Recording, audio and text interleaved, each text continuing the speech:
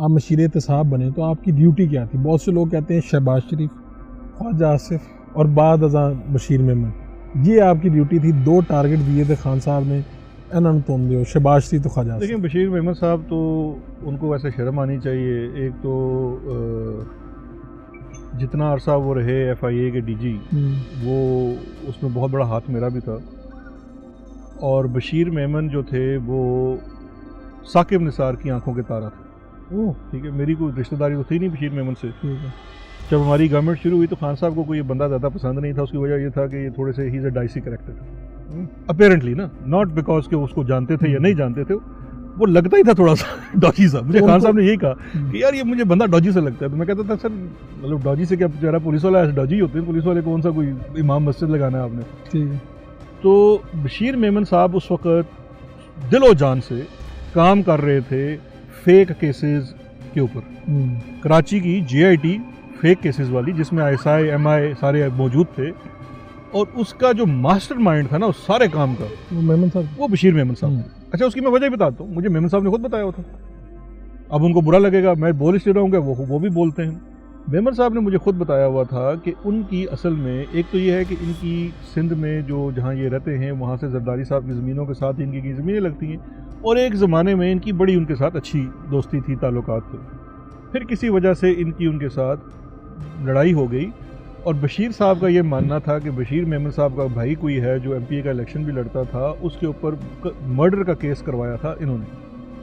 तो बशीर मेमन साहब जो थे वो अलल ऐलान कहते थे कि मेरी दुश्मनी है, और मैंने सरदारी से, हाँ, और साथ कहते थे मैंने अद्दी को गिरफ्तार करवाना है, फरियाल ताल को। तो ये बशीर मेमन साहब बारहा कहते थे। और मैं कहता था यार मेमन साहब छोड़ो ना ये।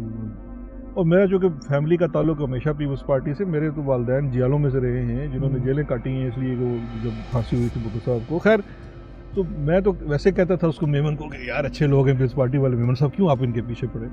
बट आई कुड सी कि he is the driving force. और ये जनाब बशीर वो साकिब निसार को भी जाके मिलते थे इसी केस के सिलसिले में, फेक केसेस के सिलसिले में। फिर ये वकील भी कर रहे थे, ISI के साथ भी मिल के काम कर रहे थे। तो हमने कहा जी ठीक है, आप करते रहें अपना काम, जो भी आपका काम है। बशीर मेमन साहब की जो हटाना हुआ है वो, अच्छा, उसमें भी जहाँ से ये फेवर से ही fell out of the favour, वो फेवर से फेल आउट तब हुए कि जब आपको याद होगा कि जज वाला केस हुआ, अरशद मलिक वाला केस। अरशद मलिक वाले केस में जो मामला था वो FIA के पास चला गया, जो इन्होंने वीडियो फुटेज ब्लैकमेलिंग के लिए बनाई हुई थी। ठीक है। जिसमें वो 3-4 नासिर भट्ट का भी नाम था, दूसरे वो मियाँ नासिर साहब हैं वो थे, शायद इनके 2-3 लोग और थे, कोई मियाँ तारिक था, मुझे उनके नाम नहीं याद, लेकिन ये लोग थे। मुझे ब्रॉडली ये पता था ये मामला चल रहा है। उस मामले के ऊपर ISI के लोग आए हमारे पास, मेरे पास आए, और फिर वज़ीर आज़म के पास गए कि जी हमने सारे मामले का पता लगा लिया है। ये बेसिकली क्योंकि उसमें हुआ ये कि जब इनको अरेस्ट किया गया इन लोगों को, तो जो SHO जो तफ्तीशी था उसने इनको बेगुनाह लिख दिया।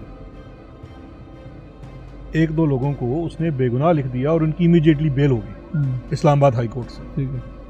और ISI का ये कहना था कि ये काम बशीर मेमन ने किया है, और बशीर मेमन राब्ते में है नवाज शरीफ से और फलाने से धमकाने से, ये उनके इल्ज़ाम। ये ISI कह रही थी, ISI कह रही थी। उन्होंने वज़ीर आज़म को कहा जी कि ये हमारे पास इंटरसेप्ट से फलाने धमकाने।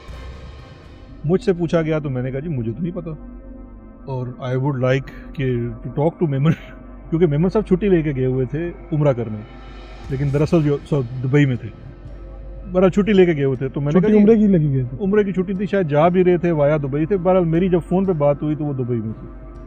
तो मैंने कहा मियाँ मेमन साहब को फ़ोन करके, मियाँ मेमन साहब है कि बात है, सामने मेरे सामने बैठे हुए थे। तो वो कहते नहीं देखे ना सर, हमने अल्लाह को जान देनी है। मैं तो बिल्कुल, मैंने तो आईओ को कुछ भी नहीं कहा, मैंने हाँ सिर्फ फ़ोन। मैंने कहा जी इनके पास आपके फ़ोन है, क्या आप राब्ते कर रहे हैं? तो कहते नहीं, मैंने उसको फ़ोन करके सिर्फ ये कहा मेरिट पे काम करो। मैंने कहा मेमन साहब ये आप देखें बड़ा सेंसिटिव मामला है, तो इस तरह करें आप छुट्टी पे चले जाएं अभी, और फिर जब आप आते हैं तो फिर हम मामले को तय करेंगे। एंड देन फिर मैंने बाकायदा ये कन्विंस किया प्राइम मिनिस्टर को भी कि इनको छुट्टी पे भेजते हैं, ये छुट्टी पे भी जाएं, अभी देखते हैं, इसको इन्वेस्टिगेट करते हैं। तो ये बात मेमन साहब की तरफ से कहना कि जी मैं को मेरी ड्यूटी उन पर लगी हुई थी, मैं तो मेमन को डिफेंड करता रहा हूँ थ्रू आउट।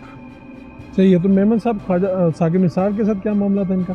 सर देखे ना वो शर्जील मेमन वाला छापा, साकिब निसार, ये सारा तो जो कराची की GIT थी, मेमन साहब तो वो मुखबर बने हुए थे ना साकिब निसार के, दोनों तरफ खेल दोनों तरफ खेल रहे थे।